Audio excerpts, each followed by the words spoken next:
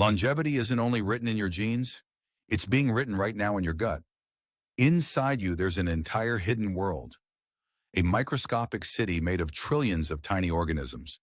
They don't speak your language, but they respond to every bite you take, every night you stay up late, every walk you go on after dinner. Or don't. And the wild thing is, many of the clues to your weight, your energy, your mood, even how you age, are tied to this invisible community, your microbiome. You don't just have a microbiome, you're hosting one. Some of the guests in this little city are builders, some are peacekeepers, some help your metabolism run smoothly, others help your brain feel calmer and more stable. When this inner city is well fed and cared for, life tends to feel steadier. Fewer crashes, less bloating, less of that puffy, inflamed feeling, and often better long-term health. Today, you're going to meet 4 of the most interesting gut bugs that keep showing up in research connected with healthier weight, lower inflammation, and longer, healthier lives. You'll also learn how to feed them in simple, realistic ways every single day. No crazy detox, no perfection, no all-or-nothing diets, just small choices that add up over time. All right, take a breath. Relax your shoulders. Let's step into that microscopic city and meet your neighbors. The first microbe is called Akkermansia muciniphila, pronounced Akkermansia muciniphila. Big name, simple job. Think of Akkermansia as your gut's wall builder, the maintenance crew for the mucus layer that lines your intestines. That mucus layer is like a protective, slippery shield between the outside world and your bloodstream. When that shield is strong, your gut lining is less leaky, your immune system is less triggered, and your body tends to be calmer and more stable. Higher levels of Akkermansia have been linked with better metabolic health and tighter gut barriers. It doesn't mean this one microbe is magic or that you need a test and a supplement.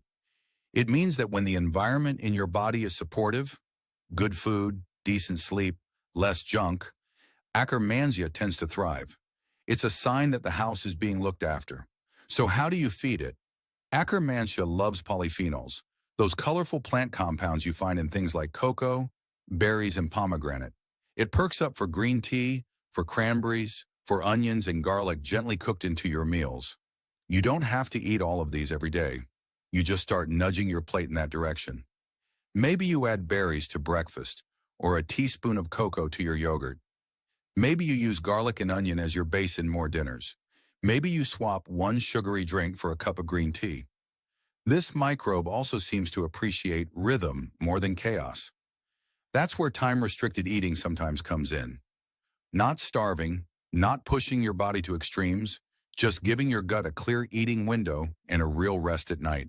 Something like eating within 10-12 hours during the day and letting your body fully clock out before bed. Always check with your clinician if you have medical conditions. But the idea is simple. Your gut likes structure. It doesn't love constant grazing from morning to midnight.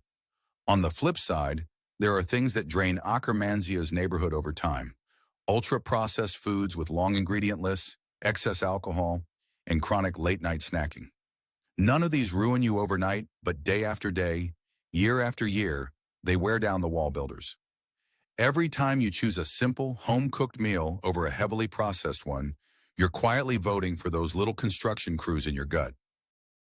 Now let's move to our second neighbor, Faecalibacterium prausnitzii, pronounced Faecalibacterium prausnitzii.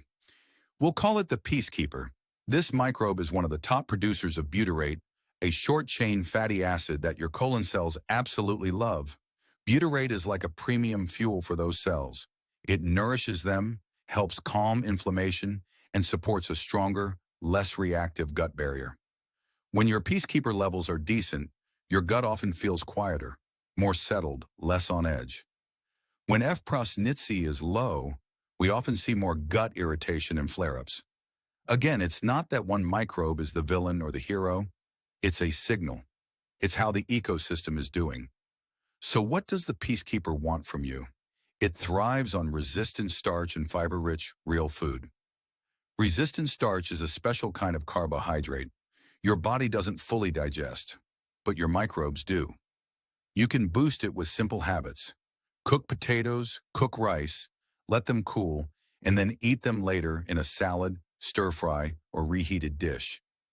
That cooling step changes the structure of the starch and gives your microbes more to chew on. Other great options for the peacekeeper are oats, especially soaked or cooled, legumes like lentils and chickpeas, and cooked and cooled grains like barley or quinoa.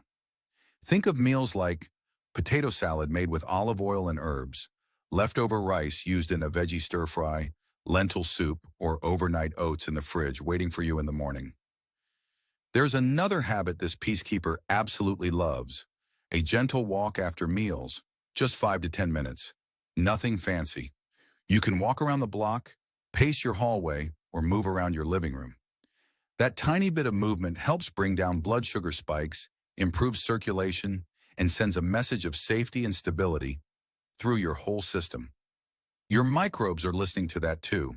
There are also things that, over time, can push this peacekeeper out of balance. Frequent use of NSAIDs like ibuprofen without medical guidance, food additives like certain emulsifiers in ultra-processed foods, and meals that are mostly naked carbs. That is, sugar or refined starch with little fiber, little fat, and little protein. Again, this isn't about never eating treats. It's about building a base. The peacekeeper likes it when most of your meals come from simple, whole ingredients. Now let's meet the third microbe. Bifidobacterium, longum pronounced Bifidobac, longum, the early riser. This microbe is common in healthy infants. It helps set the tone for that early gut environment, but it doesn't clock out after childhood. It keeps helping produce short-chain fatty acids, supports certain B vitamin pathways, and plays a role in gut-brain harmony. When bifidobacteria are thriving, people often report better digestion, less gas and bloating, and more stable mood and energy across the day. Bifidobacterium, longum, loves prebiotic fibers, those special fibers that your human cells can't digest, but your microbes can. You find them in chicory root, jicama, and Jerusalem artichoke. You find them in apples and pears, especially with the skin on, if you tolerate it. They show up in asparagus, in leeks and onions, and in fermented foods like yogurt and kefir if you tolerate dairy or kimchi and sauerkraut if you don't. One simple rule to support this early riser: aim for one prebiotic fiber source plus one fermented food most days. That could be as simple as an apple with the skin on and a spoonful of sauerkraut, or a bowl of yogurt with some chopped pear and a sprinkle of seeds. It doesn't have to be complicated. There's a timing secret here too. Your microbes and your blood sugar both appreciate it when you pair fiber with protein and fat.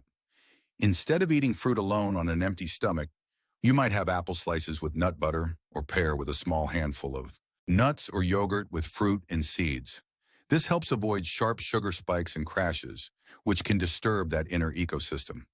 Stable blood sugar equals a calmer neighborhood in your gut. And now the fourth microbe. Christensenella minuta, pronounced Christensenella, minuta.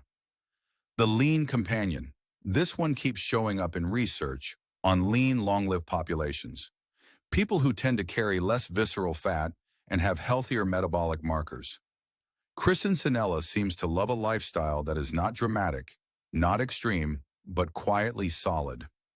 Real food, plenty of fiber, less processed junk, and consistent routines. You can think of its diet as a simple formula: beans plus greens plus omega-3s. That might look like a bowl of chili made with beans and topped with avocado, plus a side salad. It might be a plate of salmon with a big serving of leafy greens and roasted vegetables drizzled with olive oil. It could be a lentil stew with a generous handful of spinach stirred in and a sprinkle of flax or chia seeds on top. Olive oil, nuts, and seeds are all part of this pattern. These are the foods that quietly tend to show up in the lives of people who age well. And there's a lifestyle piece that Christensenella seems to care about: routine, not perfection, just regularity, going to bed around the same time, waking up around the same time, getting morning light into your eyes, having roughly predictable meal times, taking a daily walk. Your microbes don't love chaos, they like rhythm. The more your life has a healthy beat, the more your inner city can relax. So let's pull this together into a simple one-day bug booster template. Not a strict meal plan, just a guide you can adapt. In the morning, you might start with a bowl built around Greek yogurt or coconut yogurt. Add oats that have soaked overnight in the fridge. Throw on a handful of berries, blueberries, strawberries, raspberries, whatever you enjoy. Sprinkle in chia seeds for extra fiber and healthy fats, and maybe a dusting of cinnamon and a teaspoon of cocoa. In that one bowl, you're feeding Akkermansia with polyphenols from the berries and cocoa, Bifidobacteria with prebiotic fibers, and prausnitzii with resistant starch from those cooled oats. If you sip green tea alongside it, your wall builders will be extra happy. For lunch, picture a big bug bowl. A generous base of mixed greens, some beans for protein and fiber, chickpeas, black beans, or lentils, and a dressing from olive oil and lemon. Add a handful of nuts for crunch and satisfaction. After you eat, take a 10-minute walk. This one meal plus one tiny walk supports Christensenella with beans, greens, and healthy fats, feeds the peacekeeper with fiber, and sends a calming message to your metabolism. In the afternoon, keep your snacks simple and intentional. An apple and a small piece of dark chocolate, 70% cocoa or higher. The apple brings prebiotic fiber. The chocolate brings polyphenols. Both are gentle fuel for Bifidobacteria and Akkermansia, your early riser and your wall builder. At dinner, imagine a plate with a piece of salmon or tofu, some cooled potatoes that you've reheated, and a big serving of broccoli or Brussels sprouts cooked with onion and garlic on the side. Add a forkful or two of sauerkraut or kimchi. In this one meal, you're feeding Christensenella with omega-3s and greens, supporting prausnitzii with resistant starch in the cooled potatoes, and giving Bifidobacteria and friends even more love with fermented foods and veggie fibers. In the evening, switch to green tea if you handle caffeine, or herbal tea if you don't, and aim to close the kitchen 2 to 3 hours before bed. That gap gives your gut a chance to rest, repair, and reset. It also helps Akkermansia and other microbes that like clear beginning and end points to the eating window. Now, if all of that feels like a lot to remember, let's simplify it into 4 rules that move the needle. Rule 1, aim for around 25 to 35 grams of fiber a day from real food. That means plants at every meal, vegetables, fruits, beans, nuts, seeds, and whole grains. The more variety, the better. Different plants feed different microbes. Rule 2, include fermented foods daily if you can, even if it's just 2 or 3 forkfuls. Yogurt, kefir, kimchi, sauerkraut, miso, or naturally fermented pickles. These are like friendly visitors moving through your gut, carrying signals and compounds that your resident microbes can respond to. Rule 3. Move after meals. It doesn't have to be a workout. 5 to 10 minutes of gentle walking is enough to help lower glucose spikes, to support circulation, and keep your inner city calm instead of overwhelmed. Rule 4. Respect your sleep and your daylight. Try to get some natural light in your eyes in the morning. Aim for a fairly regular bedtime and wake time. Your brain has a clock, but so does your microbiome. When your rhythms are consistent, your microbes can predict when to process food, when to rest, and when to repair. Alongside those rules, there are red flags to be aware of. Frequent courses of antibiotics, high alcohol intake, chronic stress that never gets discharged, ultra-processed snacks on repeat, and emulsifiers and additives showing up all over your labels. Again, antibiotics can be life-saving, and sometimes they're absolutely necessary. But your gut may need extra care and time afterward. The key is awareness. The more you know what stresses your inner city, the more you can gently course correct. In the end, longevity isn't about heroic detoxes or perfect diets. It's about small, repeatable habits that your microbes can rely on. Choosing beans and greens more often, adding garlic and onions to your cooking. Taking that slow walk after dinner. Closing the kitchen a bit earlier. Letting your gut rest. These are quiet decisions with loud long-term effects. Feed the right neighbors, and over time they can repay you with quieter inflammation steadier energy, a more stable mood, and a gut that feels like it's on your side, not working against you. But know this, every day with every meal, every walk, every night of sleep, you are shaping your inner world. And your inner world is shaping how you age. Your microbiome is listening, and your future self is thanking you. Comment, subscribe, share for ReInspired. I hope this video brought you value and re-inspired you.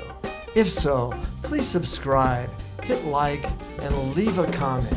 And if anybody you know could use a little re-inspiration, please send it to them. Thank you so much for watching.